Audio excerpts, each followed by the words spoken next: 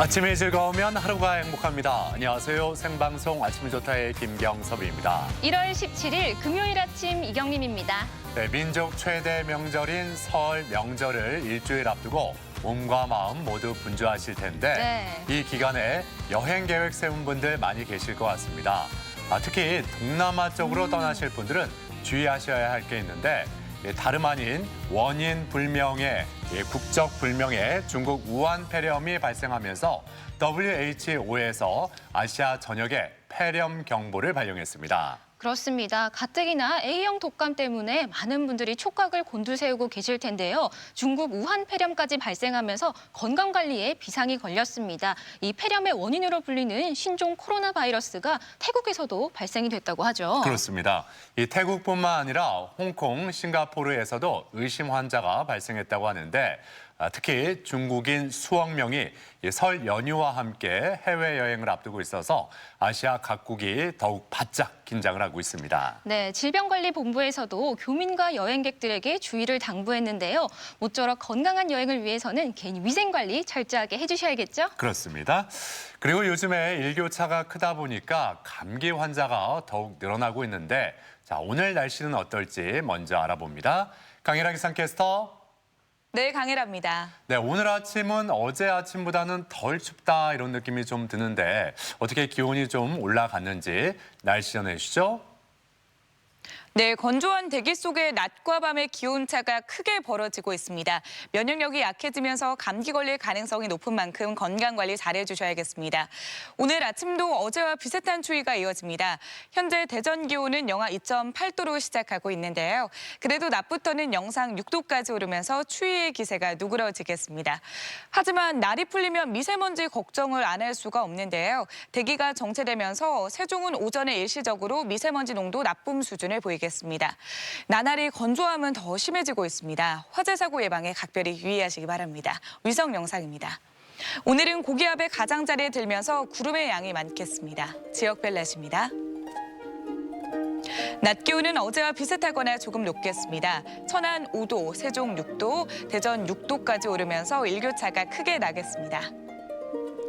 한낮에 태안 5도, 보령 5도, 서천 6도까지 오르면서 평년 수준을 웃돌겠습니다.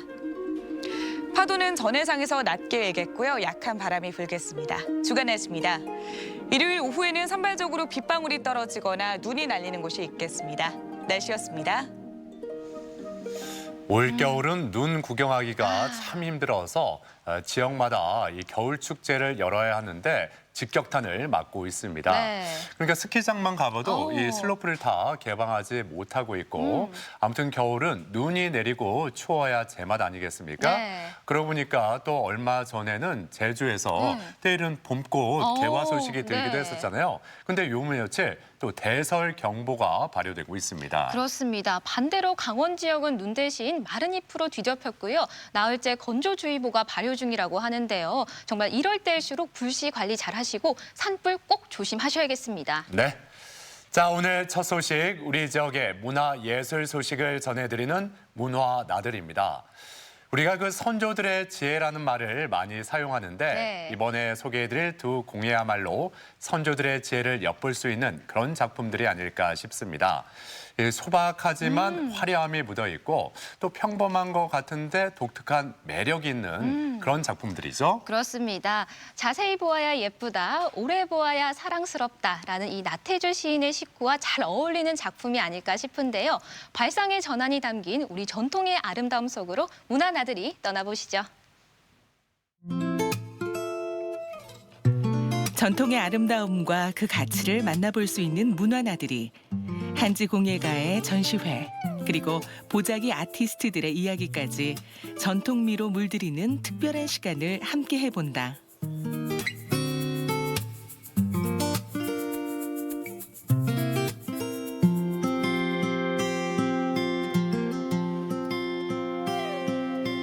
한지 공예가 이주희 작가가 운영하는 대전의 한 갤러리.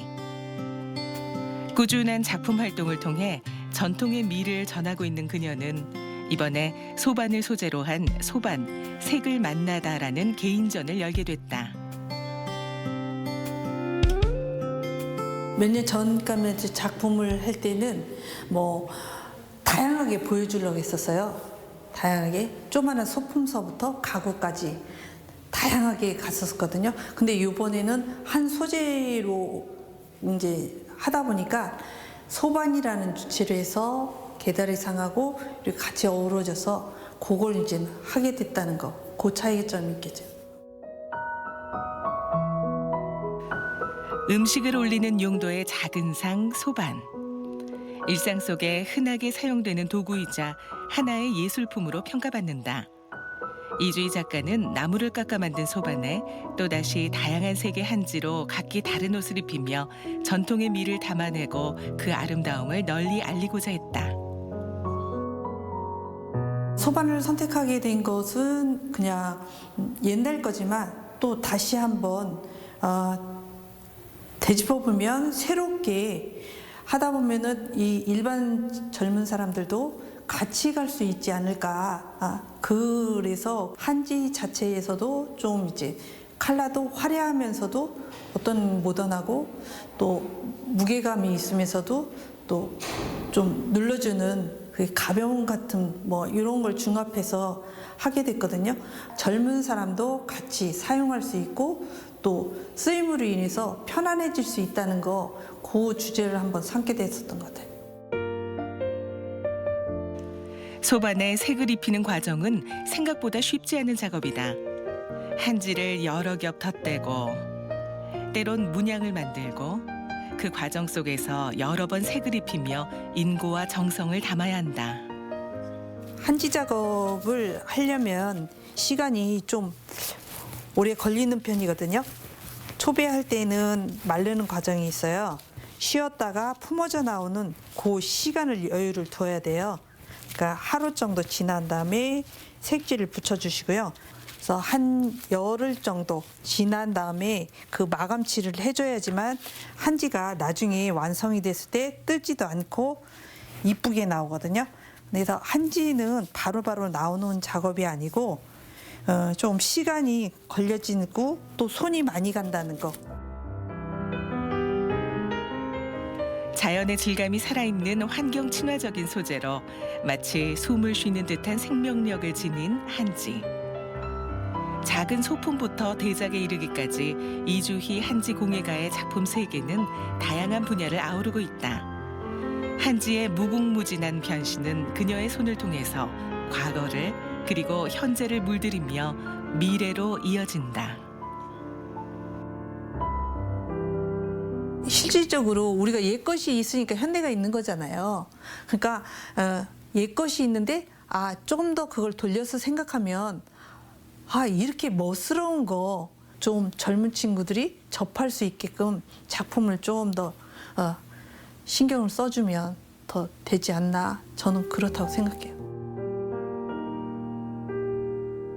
네모난 모양의 색색천. 그 안에 수많은 물건이 담기고 우리네 이야기를 품으며 정성 어린 야무진 손길이 닿아 마침내 예술이 된다. 네모지게 만든 천을 보자기라고 하고요. 그것을 활용해서 어떤 형태의 모양이든 감싸서 매듭을 짓는 것을 보자기 포장이라고 합니다. 그리고 그 기본적인 매듭을 가지고 예술적인 면을 가미해서 만든 것이 보자기 아트라고 할 수 있겠습니다. 보자기 아트를 선보이며 우리 지역을 중심으로 활동하는 아티스트들. 보담이라는 이름으로 뜻깊은 첫 전시회를 갖기도 했다. 혼자 활동하다 보면 어느 정도 한계가 있는데요.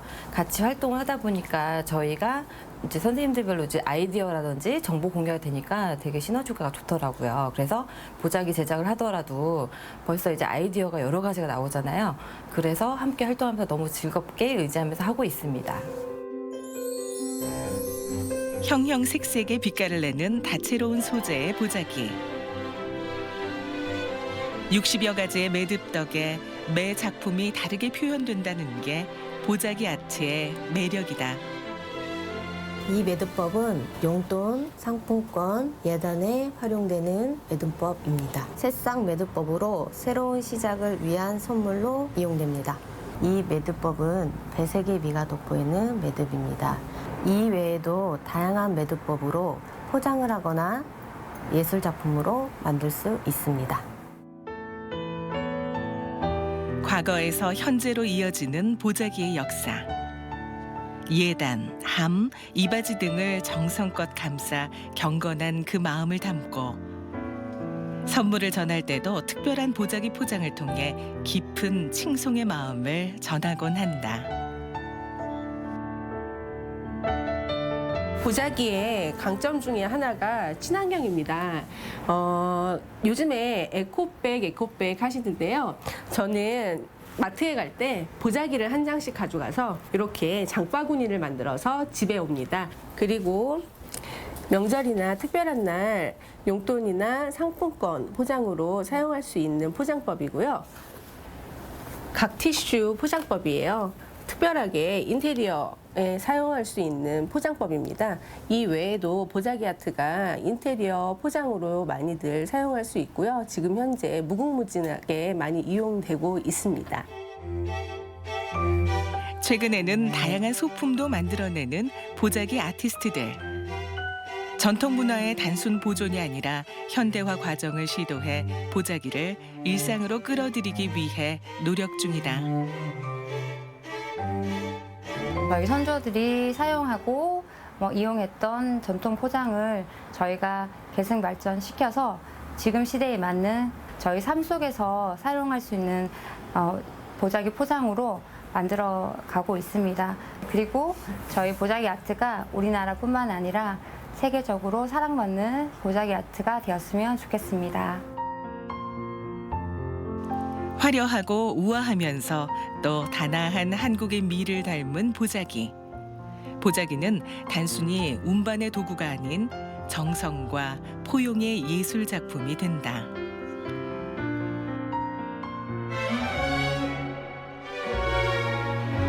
과거엔 우리의 일상이었고 이제는 전통의 상징과도 같은 존재인 한지와 보자기. 한지로 만들어낸 우리 것의 아름다움과 보자기로 표현해낸 우리 문화의 고결함. 그 안에 담긴 전통의 가치를 되새겨보면 어떨까? 네, 전통과 현대미가 살아있는 작품들을 만나봤습니다. 네. 모든 작품이 다 그렇겠지만 특히 이 한지 공예는 기다림의 미학이 아닐까 그런 생각이 들었어요. 네. 색을 칠하고 풀 붙이고 또 마르기까지 기다리는 모습이 보통의 끈기 아니고서는 힘들 것 같습니다. 그렇습니다. 그리고 그동안은 소반을 그저 들고 나르는 도구로만 생각을 했었는데요. 이렇게 알록달록 예쁜 색을 입히니까 정말 또 다른 매력을 느낄 수가 있었습니다. 특히 이번 작품전은 작가의 11번째 개인전이자 또 회갑을 기념하는 작품전이라고 해요. 정말 발상의 전환을 느낄 수 있는 그런 작품들이었죠. 그래요. 예. 이 보자기가 작품이 될 수 있다는 생각 안 해봤는데 곱게 싼 모습이 참 예쁩니다. 네. 뭐 보자기는 우리나라 규방 문화의 한 부분 아니겠습니까?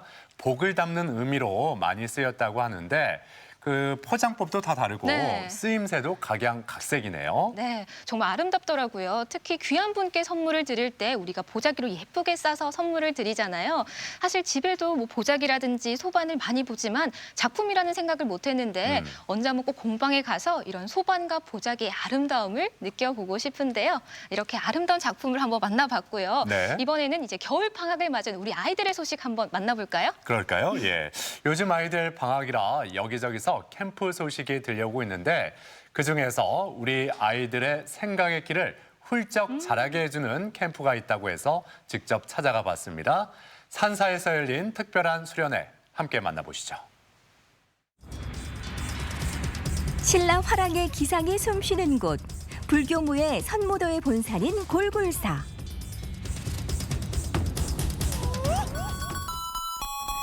새해를 맞아 몸도 튼튼 마음도 튼튼해지고 싶은 화랑의 후예들이 골골사에 모였습니다. 2주 동안 재밌는 시간을 보낼 거예요. 재미있고 기대돼요. 아름다운 자연 속에서 몸과 마음을 수련하게 될 친구들, 씩씩하게 잘 생활할 수 있을까요? 2020년 새해를 멋지게 시작하는 친구들을 따라 골골사 화랑수련회 겨울 캠프 현장으로 지금 출발합니다.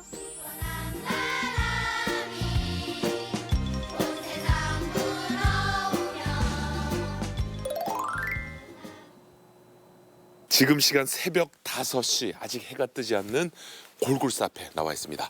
어제 친구들이 씩씩하게 입소를 하고요. 오늘 캠프 첫날인데요. 기상 시간 5시 과연 우리 친구들 일어났을지 뒤쪽에서 지금 꿀잠을 자고 있을 건데 저와 함께 같이 확인하러 가시죠. 낯선 잠자리에서도 꿀잠에 빠진 아이들. 잘 자는 걸 보니 다행이긴 한데 이 새벽에 잘 일어날 수 있을까요?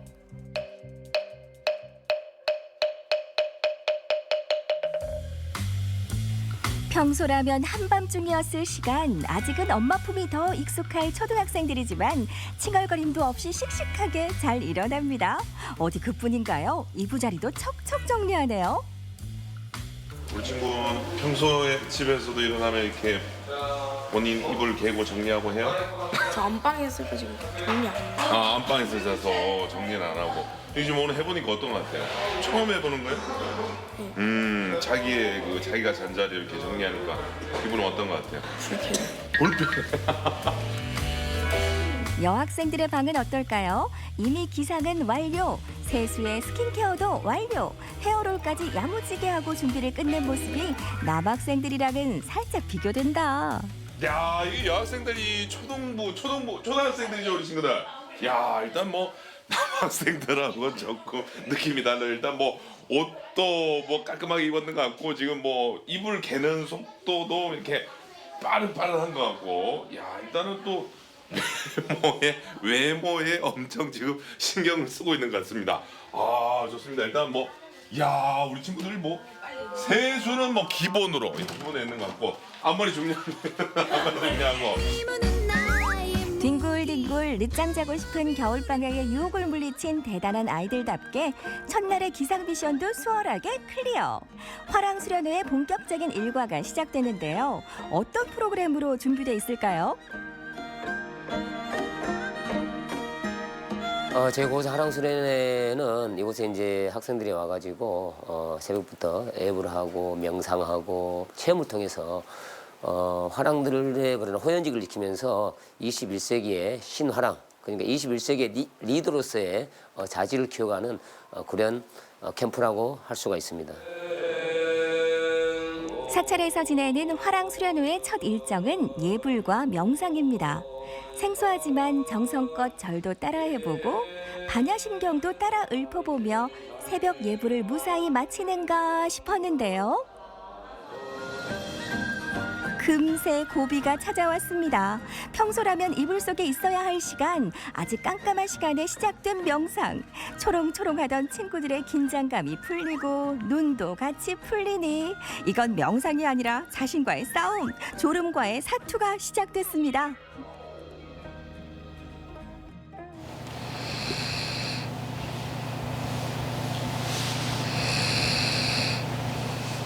야, 명상을 너무 깊게 하는 것 같아서 어땠나요, 명상할 때? 그냥 앉아가지고 앉아가지고 눈 감고 그냥 좀 나 자신을 내려놓으려고 했는데 그냥 푹 잠들었다.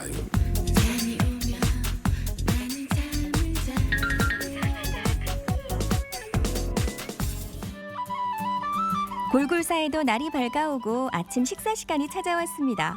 일찍 일어난 터라 아이들 모두 출출할 텐데요. 김치와 감자, 무와 두부로 차려진 소박한 사찰 음식. 아이들 입에 잘 맞을까 걱정이 좀 되네요. 반찬 보니까요. 집밥이 먹고 싶어졌어요. 왜? 집밥이 그리워서 고기가 없어요. 고기가 없어요. 그 흔한 계란 프라이도 없고 밥 대신 먹던 시리얼도 없이 아침 식사를 하게 된 친구들. 그래도 시장이 반찬이라고 맛있게 잘 먹는 친구들이 대부분입니다. 사찰에 왔으니 설거지도 직접 해야겠죠? 아니 근데 잠깐, 어쩐지 심상치 않은 표정의 친구 발견. 아이고 눈물까지. 친구 왜 이래 표정이 왜 이래 안 좋아요? 누구요? 그 친구. 네, 집에 가고 싶은 것 같아요. 집에 가고 싶어요? 낯선 환경에서 보낸 첫날에 아직은 힘들지만 우리 친구 곧 적응할 수 있겠죠? 화랑수련회 오전 일정의 하이라이트 순서가 찾아왔습니다. 바로 선무도를 배워보는 시간이네요. 자, 지금부터는 골골사의 자랑입니다. 우리 선무도를 배우는 시간인데 선무도에 대해서 간단하게 소개를 좀 부탁드리겠습니다. 예. 골골사는 이제 선무도의 총본산으로서 신라 화랑들이 심신수를 했던 그런 화랑의 무예, 화랑들을 지도했던 교관님들이 실제로 다 스님들이셨다 그러죠. 그러면서 이제 조선시대 와서는 이제 순군 활동을 하게 되죠. 그 순군 후예들이 지금의 선무도라는 이름으로 계속 전통 승가 문화를 이어나가고 있다라고 생각하시면 되는데 심신을 안정시키고 집중력이 생기고 몸과 마음이 이렇게 좀 고요하게 맑아지는 그런 수련을 하고 있습니다. 선무도는 깨달음을 위한 수행 방법의 하나인 불교 무예인데요. 영화 속 무술 같은 화려한 동작들이 눈길을 사로잡지만 사실 선무도는 몸의 균형을 잡고 마음의 안정을 찾아가는 수행이라고 합니다. 자, 컵을 그대로 손에 올려놓고 뭘 하냐면 이제 발차기를 하는데, 자, 앞차기부터 보세요. 앞으로 이렇게 가볍게 나가면서 앞으로 펴는 이렇게. 하나, 둘. 입소 첫날 선무도 공연을 함께 관람했던 아이들은 선무도 수련 시간에 유독 열심인데요. 몸은 비록 힘들어도 마음은 이미 무림의 고수. 2주간의 캠프가 끝나면 지금보다 더 날렵해지고 더 건강해지겠죠?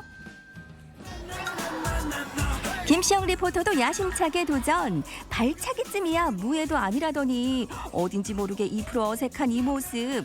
혹시 아이들 웃게 해주려는 살신성인 정신? 열심히는 하는데 뭔가 좀 웃겨요. 차는 게 뭔지가 약간 입으로 효과음을 내는 게 뭐 압도적으로 제가 잘하는 것 같습니다. 예. 여기 또 태권도의 또 3단 유단자다 보니까 발차기 정도는 기본 간단하게 하고 있습니다. 사타구리 쪽을 아픈 거는 거짓입니다. 아파요. 휴대폰도 반납하고 TV도 게임기도 없지만 씩씩하게 사찰 생활을 해나가는 아이들. 규칙적인 생활과 새로운 경험들로 아이들은 몰라보게 성장하지 않을까요?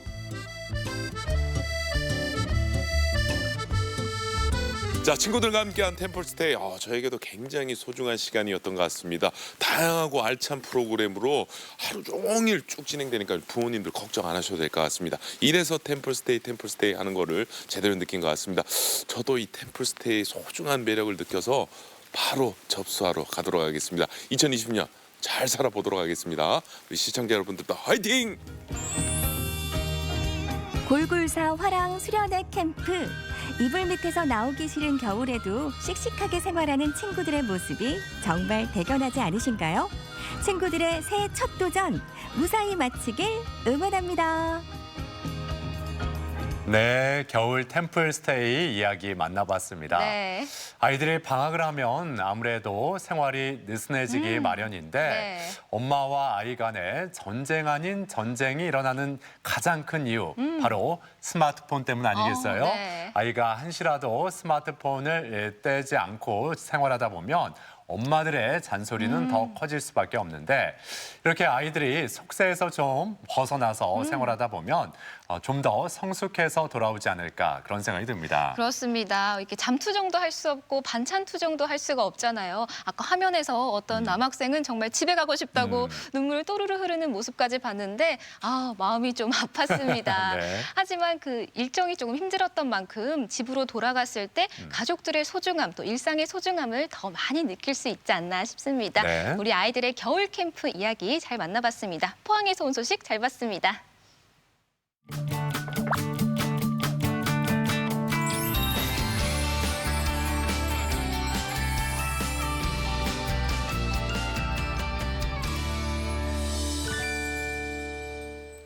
새로운 생명을 잉태한다는 거 그 자체만으로도 크나큰 축복 아니겠습니까?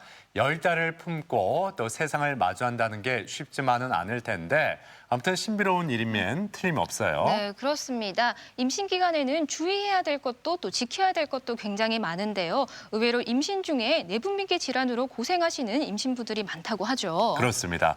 그래서 오늘 건강톡톡에서는 임신 중에 일어나기 쉬운 내분비계 질환에 대해서 자세히 살펴보겠습니다. 오늘 도움 말씀을 위해서 이재민 내분비내과 전문의 나오셨습니다. 안녕하세요. 안녕하세요. 네. 자, 이렇게 아이를 품게 된다는 거 그 자체만으로 이 예비 엄마의 몸속에는 많은 변화가 일어날 텐데, 자, 그중에서도 임신 중에 내분비계 질환이 많이 발생을 하는 건지 이 점부터 좀 짚어주시죠.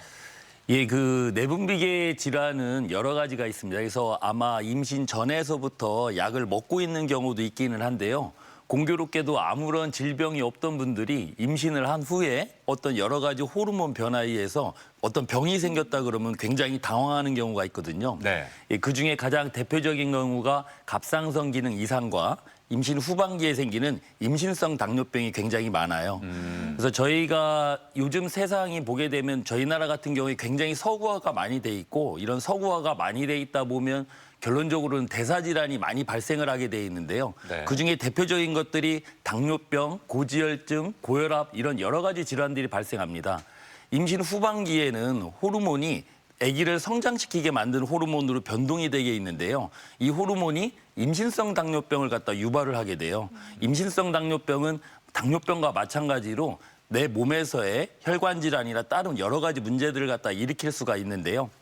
이런 여러 가지 문제들을 철저히 관리를 해야만 임신성 고혈압이라든지 임신 중독증과 같은 합병증을 저희가 또 예방할 수가 있고요. 임신 초반기에 산전진찰을 하다 보면 간혹 가다가 산모분들이 갑상선 기능이 이상이 있다라고 여기는 경우가 있어요. 이 경우도 HCG라고 하는 초반에 나오는 태반 호르몬 때문에 생기는 경우거든요. 네. 그런데 만약에 이렇게 태반 호르몬 때문에 생기는 경우라면 대부분 특별한 문제가 없고 생리적인 변화가 되기 때문에 아무런 문제 없이 지나가게 되는데요. 결론적으로는 약을 먹어야 되는 갑상선 기능 항진증, 이전에 말씀드렸던 그레이브병 같은 경우에는 약을 복용하지 않으면 문제가 생기는 경우가 있어서 초반기에 이런 여러 가지 정밀 검사를 통해서 약을 복용해야 되는지 안 해야 되는지를 구별해야 됩니다. 그러니까 말씀을 들어보니까 우리 어머니 세대에 비교해 봤을 때 요즘 세대, 특히 임신부들이 서구화된 생활 때문에 이렇게 내분비계 질환에 노출될 위험이 더 커졌다, 이렇게 이해하면 될까요? 네, 그렇죠. 저희 나라 같은 경우에는 실제적으로 외국 사람들에 비해서 어떤 에너지 효율이 굉장히 좋은 나라예요. 그러니까 적게 먹어도 잘 견뎌줄 수 있고 에너지를 충분하게 잘 활용할 수 있는 나라인데, 여기에 과잉적인 에너지 섭취, 그다음에 에너지를 갖다가 뿜어주는, 소비해주는 것들이 자꾸 적어지다 보니까 저희가 서양에서 가장 흔하게 생겼었던 대사질환들에 대해서 좀 취약한 면이 있습니다. 그렇군요. 예. 네. 그렇다면 전체 임신부 가운데 이 내분비계 질환으로 고생을 하고 계시는 분들은 어느 정도 될까요? 이게 통계를 갖다가 자주 내는 편은 아니기 때문에 저희가 이제 이런 면들에 대해서 정확하게 알 수는 없지만요. 저희가 한 20여 년 전만 하더라도 임신성 당뇨병 같은 경우에 4% 이내라고 했어요. 네. 근데 이제 최근에 조사된 것들 발표하게 되면 거의 8% 이상이 되는데, 저희가 일반적인 당뇨병 환자가 이전에 한 14명, 그러니까 7%가 안 됐었는데 최근에 들어서는 7명에 1명 정도, 14%, 20% 이렇게 자꾸 늘어가고 있는 추세거든요. 네. 이런 것들을 실제 진료 현장에서 보게 되면 임신성 당뇨병 환자분들은 지금 8%가 아니라 굉장히 많이 늘어나고 있다라고 볼 수가 있고요. 네. 앞서 보셨던 일시적으로 갑상선 기능 항진증이 생기는 임신 초반기에 생기는 경우는 한 1000명에 많으면 한 10명 정도 됩니다. 그러니까 한 1명꼴 정도 되기는 하는데, 이 임신성 일과성 갑상선 기능 항진증 같은 경우에는 치료를 하지 않는 경우이기 때문에 안심하셔도 되겠습니다. 네. 근데 이 내분비계 질환이 임신 전에는 전혀 없었는데 임신을 하니까 갑자기 이렇게 생겨날 수도 있는 거겠죠? 어떻습니까? 네, 이 임신성이라고 하는 말이 이제 의미하는 거는 결론적으로는 임신 때 어떤 여러 가지 변화에 의해서 이제 생기는 것들을 말하는데요.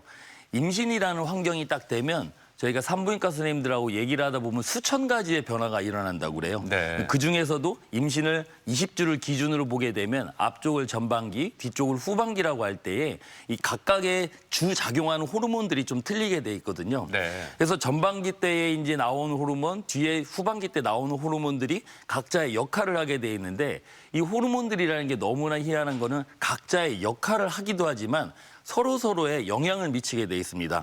그래서 임신 중에는 초반기 때 나오는 애들은 임신성 갑상선기능 항진증을 갖다가 일단 유발을 할 수가 있고 네. 또 후반기 때 나오는 호르몬 같은 경우에는 앞서 말씀드렸던 태아 성장을 일으키긴 하지만 인슐린 작용을 잘 못하게 해서 임신성 당뇨병을 일으키기도 해요. 그래서 주된 문제는 호르몬 변화이긴 한데 임신성 당뇨병 같은 경우에는 아까 말씀드렸던 이런 호르몬 이외에도 산모의 나이라든지 아니면 체중이라든지 산모의 과거력, 가족력, 또 임신 횟수에 따라서 또 달라지게 돼 있습니다. 그래서 네네. 임신성 당뇨병은 산모가 나이가 많을수록 체중이 많이 날수록 그다음 임신 횟수가 많을수록 가족력이 많을수록 자꾸 늘어나는 경우가 있어서 최근에는 조금 더 빈도가 증가되는 것으로 보고 있습니다. 네. 특히나 이런 임신 기간 중에는 엄마의 몸이 아픈 게 가장 큰 걱정이잖아요. 이런 임신 중에 발생한 내분비계 질환은 혹시 출산을 하면 바로 사라지는 걸까요? 네, 그렇죠. 그래서 저희가 보통 당뇨병이다 아니면 임신성 당뇨병이다 이렇게 이름이 틀린 이유가 되는 거는 임신 중에 발생을 했다가 출산을 하고 나면 없어진다라고 생각을 하시면 됩니다. 저희가 이제 가장 흔한 질환이 갑상선 기능 항진증하고 임신성 당뇨병이라고 얘기를 했는데요. 네. 초반기에 태반 호르몬 때문에 생기는 임신성 일과성 갑상선 기능 항진증 같은 경우는 그 태반 호르몬이라고 하는 게 이 머릿속에서 갑상선을 일을 시키는 갑상선 자극 호르몬하고 같은 부위에 이제 작용을 하게 돼 있거든요. 그러다 보니까 일시적으로 갑상선 호르몬이 많이 올라가는 경우를 얘기하는데 이 태반 호르몬은 8주에서 14주까지가 가장 최고치를 쳤다가 20주로 점점 갈수록 적어지게 돼 있어요. 그래서 초반기에 산전진찰 때 발견됐었던 이런 갑상선 기능 항진증이 이 태반 호르몬이 떨어지는 20주가 지나고 나면 정상적으로 돌아오기 때문에 이거는 없어진다 생각하시면 되고요. 임신성 당뇨병 같은 경우에는 그 20주 이후에 나오는 호르몬들 때문에 생기는데 그 호르몬들이 아기를 본격적으로 키우는 아이들이거든요. 그래서 임신성 당뇨병을 이제 후반기 때 검사하는 이유가 이 호르몬 때문에 그런데 이 아기를 키우는 호르몬이 엄마 몸에서 실제로 분만을 한 다음에 있을 이유가 없겠죠. 예. 그러다 보면 자연스럽게 인슐린 작용이 좋아지면서 임신성 당뇨병은 없어진다고 생각하시면 됩니다. 그런데 중요한 것 중에 하나는 임신성 일과성 갑상선 기능 항진증, 즉 초반기에 생긴 애와는 틀리게 임신성 당뇨병은 이런 호르몬의 영향을 또 받게 되면 또 생기는 경우가 많아요. 그래서 다음 임신 때는 주의를 또 하셔야 되는 경우가 있고 네. 실제로 외부 스트레스에 대해서 버틸 수 있는 능력이 이런 임신성 당뇨병 산모들에게 좀 떨어지거든요. 그래서 추후에 당뇨병이 발생하는 확률이 한 15%, 20%, 많게는 40%까지 보호가 되고 있기 때문에 아기를 낳고 나면 한 3개월 정도가 지나고 나면 엄마는 이거 임신과 이제 관련 없는 이전으로 돌아가는 몸이 됐을 때 진짜 당뇨병이 생겼는지를 검사하게 돼 있거든요. 그래서 그 검사를 75g 경구당부화 검사라고 하게 돼 있는데요. 이 검사를 통해서 꼭 나의 혈당 상태가 완전히 돌아왔는지를 꼭 확인하셔야 됩니다. 네. 자, 이렇게 임신 중에 나타날 수 있는 내분비계 질환 가운데 임신성 당뇨에 대해서 좀 더 자세히 알아보도록 하죠. 임신성 당뇨하고 일반 당뇨하고 어떤 차이점이 있을까요? 저희가 일반적으로 당뇨병을 분류를 하다 보면 첫 번째는 1형 당뇨병, 저희가 이제 흔히 말하는 소아당뇨병이죠. 그다음에 2형 당뇨병, 이거는 이제 저희가 성인이 돼서 생기는 당뇨병입니다. 그다음에가 임신성 당뇨병, 다른 여러 질환에 의해서 생기는 기타 당뇨병, 이렇게 4가지로 구분을 합니다. 즉 결론적으로 임신성 당뇨병은 그 위에 다른 질환들과 조금 차이가 있다는 건데요. 앞서 계속 말씀드렸다시피 임신성 당뇨병은 호르몬과 연관이 돼요. 일반적인 당뇨병이 발생을 하는 이유가 되는 거는 인슐린이 되게 없거나 아니면 인슐린이 나오긴 하지만 작용을 잘 못하는 경우 이 2가지 어떤 병태 생리를 가지고서 저희가 얘기를 하게 돼 있는데 임신성 당뇨병 같은 경우에는 인슐린이 작용을 못하는 경우가 그 호르몬과 관련이 된다는 것들이죠. 그래서 임신 후반기 때 나오는 호르몬들이 문제가 되기 때문에 임신 후반기 때에 선별검사, 50g 경구당부화 검사를 해서 선별검사, 그러니까 위험성이 있는 사람들을 찾아주고 그 위험성이 있는 사람들 중에서 위험성이라고 판단이 된 분들은 100g 경구당부화 검사를 통해서 진단을 하게 돼 있습니다. 최근에는 이 2가지 방법을 하는 게 아니라 한 번에 검사를 하는 경우도 일단 있고요. 그래서 일단 이 검사를 통해서 진단이 되게 되면 엄마들 같은 경우에는 철저하게 그 관리를 하게 돼 있는데요. 이 호르몬 자체가 문제가 되는 것이기 때문에 이 호르몬을 갖다가 없앨 수는 없잖아요. 이 없앨 수는 없기 때문에 여러 가지를 통해서 뭐 생활 관리나 어떤 먹는 거 관리를 하게 돼 있는데요. 이 호르몬이 이제 어떤 역할을 하게 되냐면 결론적으로 우리 몸에서 나오게 되는 인슐린이라고 하는 것들을 갖다가 작용을 잘 못하게 만들어요. 네. 그러면 임신성 당뇨병이 없는 분들은 몸에서 더 많이 만들어내줍니다. 그래서 실은 양으로 극복을 하게 돼 있는데 그 양으로 극복을 못하는 경우에 이렇게 임신성 당뇨병이 생기는 거고, 이런 호르몬을 갖다가 실제적으로는 계속해서 임신이 되면 노출이 되기 때문에 추후에 호르몬이 노출이 됐을 때 임당이 다시 생기지 않도록 하기 위한 몸 관리를 갖다가 잘 해주시는 것들이 굉장히 중요하고, 임신 때마다 이 노출이 될 수 있는 것들이 문제가 되기 때문에 일반적인 당뇨병의 위험 인자 중에서 임신 횟수가 들어가게 돼 있습니다. 그렇군요. 예. 네, 임신 중이라 특히 치료법도 더욱더 신중해야 될 것 같은데요. 그럼 임신성 당뇨 치료는 또 어떻게 이루어질까요? 일반적으로 당뇨병이라는 진단명이 붙게 되면 치료법은 거의 비슷하다고 생각하시면 됩니다. 자, 첫 번째 저희가 생활 습관을 갖다 교정을 해야겠죠. 생활 습관 교정이라고 하는 거는 이제 먹는 것들을 조정하게 돼 있고, 또 우리가 인슐린이 잘 작용을 할 수 있는 근육을 만들고, 즉 운동을 하는 것들을 돼 있고, 이런 여러 가지를 통해서 조절이 안 됐을 경우에는 약물 치료를 일단 하게 돼 있는데요.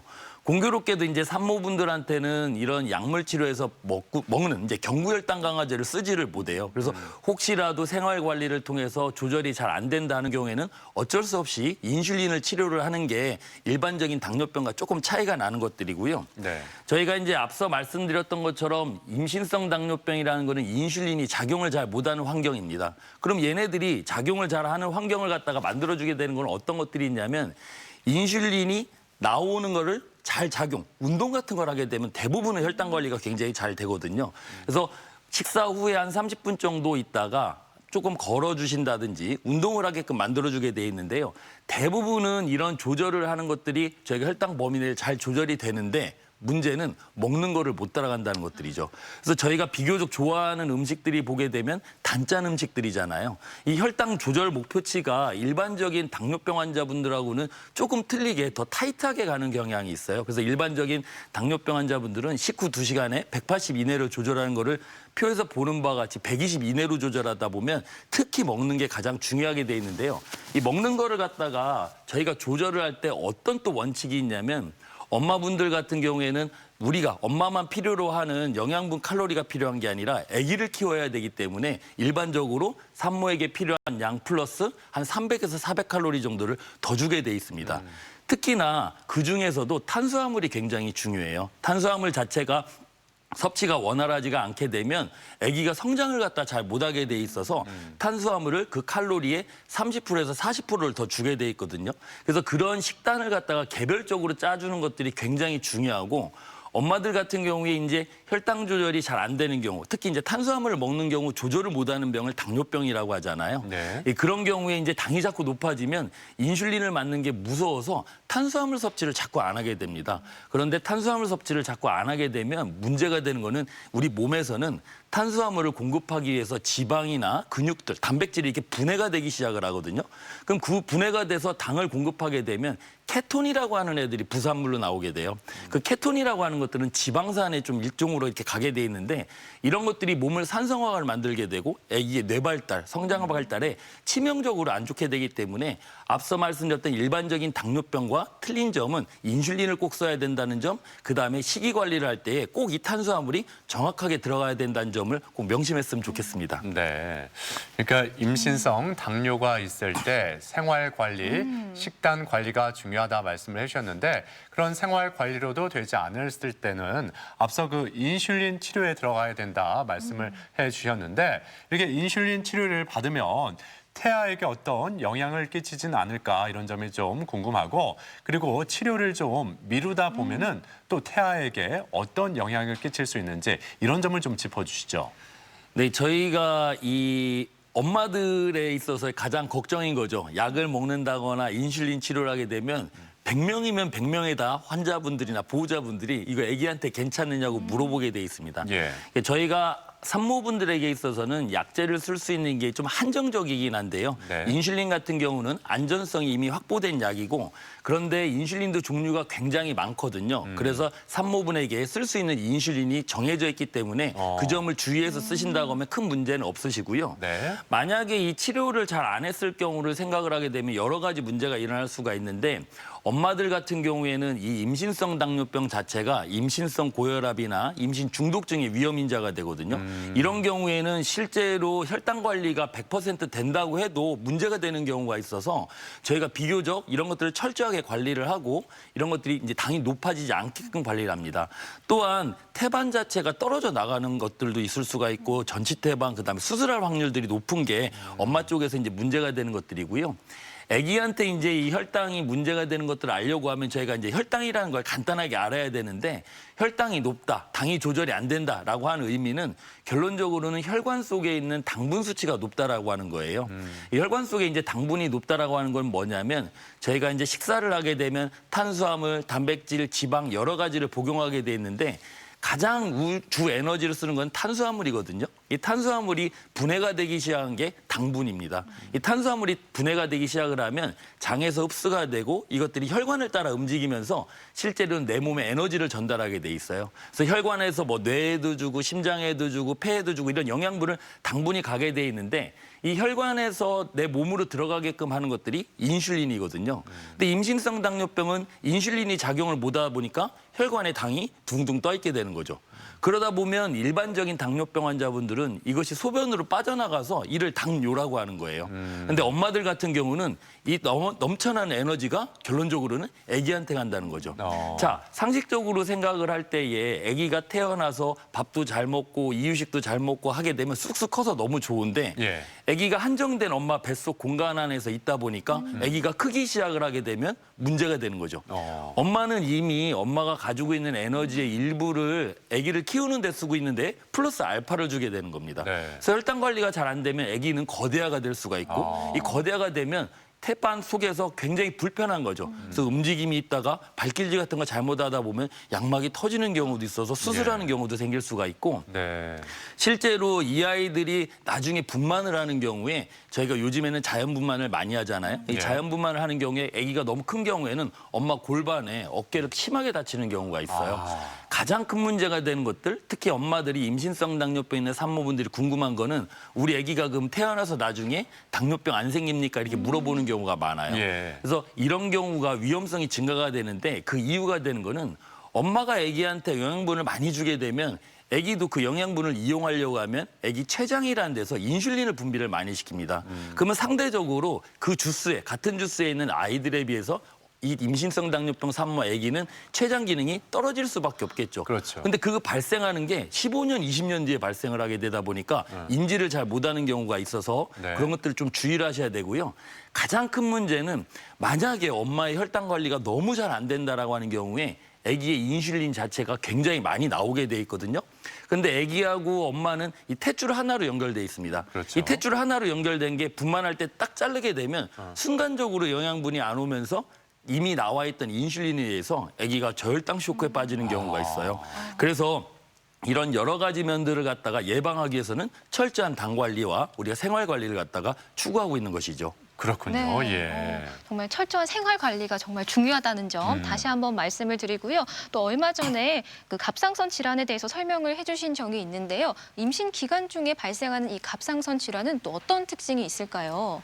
예, 이전에도 갑상선 질환에 대해서 이제 말씀을 드린 적이 있어요. 이 갑상선 질환은 크게 모양을 보는 검사, 그다음에 기능을 보는 검사, 또 이거에 따라서 이제 저희가 질환을 갖다 나눌 수가 있는데 임신 중에서 발생하는 경우에는 대부분 기능하고 관련된 경우가 많습니다. 그래서 임신 때 우연히 발견되는 경우도 있고 이미 그 질환을 가지고 있는 경우가 있는데요.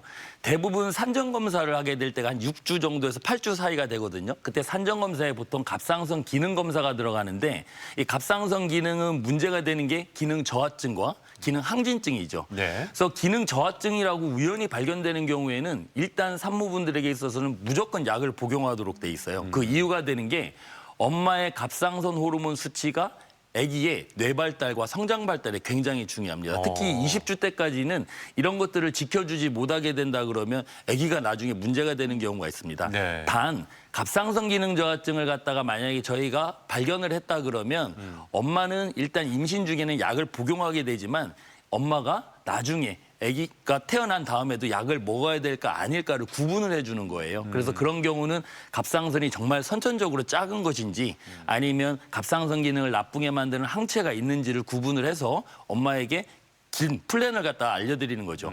그 갑상선 기능이 떨어지게 될 때에 여러 가지 영양 문제가 있기 때문에 그런 점을 갖다 꼭 숙지를 하셔야 될 것 같고요.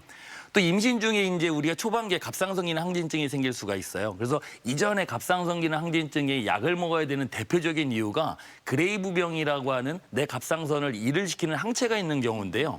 이런 경우에는 엄마가 만약에 약을 복용하지 않는 경우가 된다 그러면 실제로 아기한테 문제가 되는 경우가 있습니다. 아기의 심장이 너무 빨리 뛴다든지 아기가 크지를 않는다든지 심지어는 뭐 유산이 된다든지 아기가 또 선천적 갑상선인 항진증을 가지고 태어나는 경우가 있거든요. 네. 그래서 초반기에 항진증이라고 하게 되면 분명히 이런 그레이브병 같은 걸 구분을 해주셔야 되고요.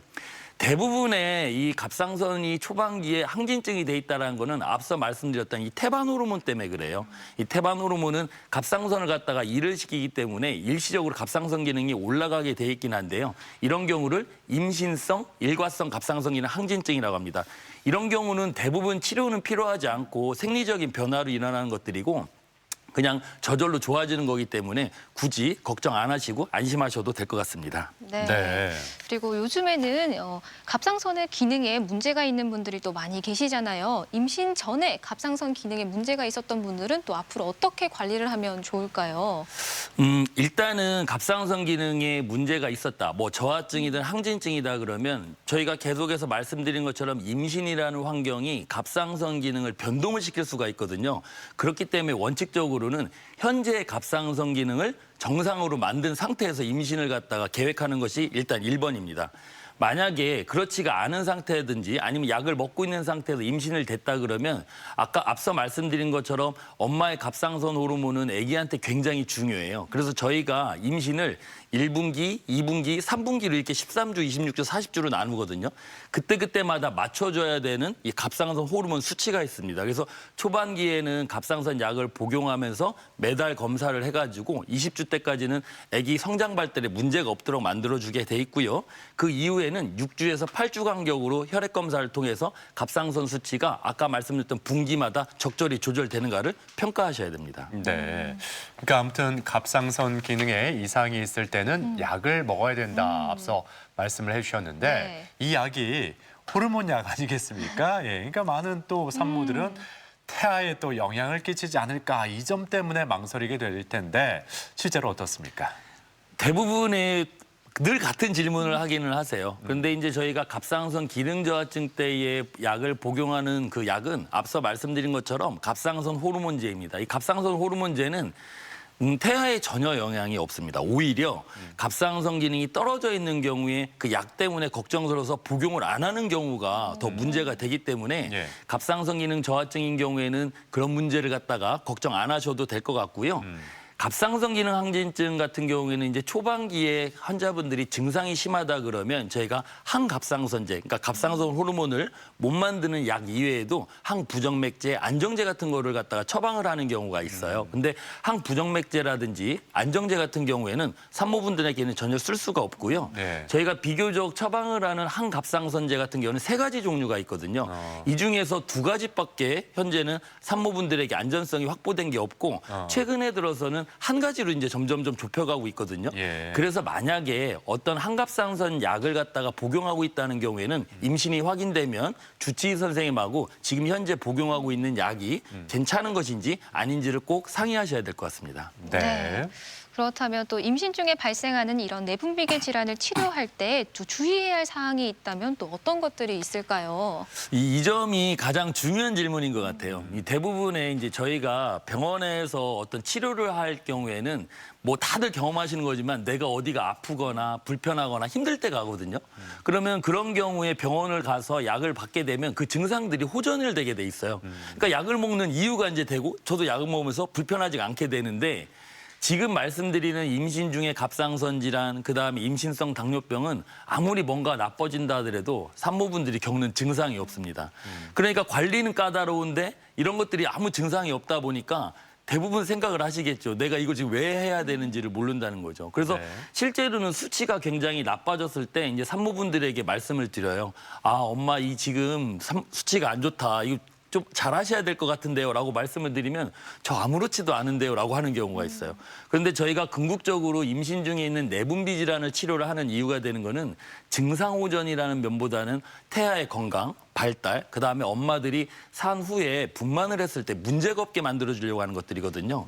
그렇기 때문에 엄마들이 꼭 기억을 해야 될 거는 나의 증상 호전으로 치료를 하는 것들이 아니라 이런 여러 가지 보이지 않는 것들을 치료하기 위해서 가는 것들이기 때문에 철저히 생활관리라든지 약물 치료를 잘 해주셨으면 좋겠습니다. 네. 아무튼 이 생활관리, 식습관 관리가 굉장히 중요하다 여러 번 강조해 주셨는데 자 그렇다면 이 관리에 있어서 어떤 점에 유의하면 좋을지 이 점도 좀 짚어주시죠. 저희가 임신이 되게 되면 대부분 잘 먹어야 된다는 얘기를 많이 들어요. 물론 이제 앞서 말씀드린 것처럼 영양분이라는 게 엄마한테 필요로 하는 양 플러스 아기를 갖다 키워주는 영양분을 섭취를 하는 게 좋은데 너무 잘 먹는 경우에 실제로는 산모가 최근에 들어서 너무 살이 찌는 경우가 되게 많습니다. 이렇게 살이 너무 많이 찌는 경우에는 기본적으로는 이 임신 중에 체중으로 인해서 생기는 아까 말한 임신성 당뇨병, 여러 가지 임신성 고혈압, 여러 가지 합병증들이 일어날 수가 있어요. 그래서 적절한 식이 조절을 갖다 하는 것들이 중요하고 실제로 이런 질환뿐만이 아니라 나중에 그 산후비만으로 이어지면서 진짜 당뇨병, 고혈압 같은 것들이 생기는 경우도 있거든요. 또 이를 예방하고 저희가 분만을 갖다가 편하게 하기 위해서는 운동 치료를 갖다가 같이 병행하는 게 좋아요. 그래서 너무 무리가 되지 않는 선에서 정기적인 운동을 하고 규칙적인 생활을 하시는 게 굉장히 중요합니다. 네, 무엇보다 규칙적인 운동과 적절한 식습관 다 준비를 해주시고요. 지금까지 오늘 건강통톡 임신성 내분비계 질환으로 이야기를 나눠봤습니다. 도움 말씀에 이재민 내분비내과 전문의였습니다. 고맙습니다. 오늘 말씀 고맙습니다. 계속해서 우리 지역 날씨 알아보죠. 강일아 기상캐스터. 네, 요즘 대기가 메마른 데다가 큰 일교차에 감기 걸릴 가능성이 높습니다. 따뜻한 옷차림과 충분한 수분 섭취로 건강관리 잘해주시기 바랍니다. 오늘 아침도 어제와 비슷한 추위가 이어집니다. 현재 기온은 영하 2.8도로 시작하고 있는데요. 그래도 낮부터는 영상 6도까지 오르면서 추위의 기세가 누그러지겠습니다. 하지만 날이 풀리면 미세먼지 걱정을 안 할 수가 없는데요. 대기가 정체되면서 세종은 오전에 일시적으로 미세먼지 농도 나쁨 수준을 보이겠습니다. 나날이 건조함은 더 심해지고 있습니다. 화재 사고 예방에 각별히 유의하시기 바랍니다. 위성 영상입니다. 오늘은 고기압의 가장자리에 들면서 구름의 양이 많겠습니다. 지역별 날씨입니다. 낮 기온은 어제와 비슷하거나 조금 높겠습니다. 천안 5도, 세종과 대전 6도, 논산 7도로 예상됩니다. 한낮에 태안 5도, 부여 6도, 서천 6도까지 오르면서 평년 기온을 웃돌겠습니다. 파도는 전해상에서 낮게 일겠고요. 약한 바람이 불겠습니다. 주간 날씨입니다. 일요일 오후에는 산발적으로 빗방울이 떨어지거나 눈이 내리는 곳이 있겠습니다. 날씨였습니다. 생방송 아침 좋다는 항상 가족 여러분의 참여를 기다립니다. 방송 보시면서 궁금했던 점이나 좋은 방송 소재 있으면 언제든지 연락만 주시면 되겠습니다. 네, 계속해서 우리 지역 문화 행사 소식 전해드립니다. 대전 도시의 기원전이 2월 28일까지 대전 근현대사 전시관에서 계속됩니다. 가치의 가치 2020 새롭게 걷다전이 2월 10일까지 대전 MBC 1층 갤러리 M에서 이어집니다. 몰입형 아트 어떻게 볼 것인가 특별전이 27일까지 대전 시립미술관에서 펼쳐집니다. 반고흐 그 위대한 여정 전시회가 2월 9일까지 당진 문예의 전당 전시관에서 마련됩니다. 소프라노 황수미와 바리톤 김주택이 함께하는 신년음악회가 오늘 저녁 7시 30분 천안 예술의 전당 대공연장에서 펼쳐집니다. 2020 희망 콘서트는 21일 오후 7시 고령 문화의 전당 대강당에서 열립니다. 우리 지역의 문화행사, 공연과 함께 즐거운 시간 만들어 가셨으면 좋겠습니다. 예로부터 선비를 기르는 마을이라 불렸던 청양군 양사리. 10년 전부터 키워온 4,000그루의 돌복숭아 나무가 이제는 장관을 이룬다고 하는데요. 올해 첫 축제를 앞두고 마을 주민들이 한 마음으로 똘똘 뭉쳤습니다. 그 행복한 현장 월요일 마을 탐구에서 만나볼게요. 일조량이 적은 겨울에는 심뇌혈관 질환도 위험하지만 우울증으로 고생하는 분들이 많이 있다고 합니다. 그런데 한 연구 결과에 따라서 먹는 것만으로도 기분과 건강을 챙길 수 있는 그런 식품들이 발표가 됐는데 바로 마그네슘이 풍부한 호두, 또 미네랄과 아연이 들어있는 굴이라고 하죠. 그렇습니다. 호두는 혈당 수치를 안정화시켜주고 또 굴은 혈액순환을 좋게 도와준다고 하니까요. 또 마침 굴이 요즘 제철이잖아요. 그럼요, 예. 주말 동안 굴 요리 많이 드시고 건강한 겨울 나시길 바랍니다. 네, 자 가족 여러분 모두 행복한 주말 보내시길 바라고요. 저희는 다음 주 월요일 아침 8시 30분에 다시 인사드리겠습니다. 오늘 함께해 주신 여러분 고맙습니다.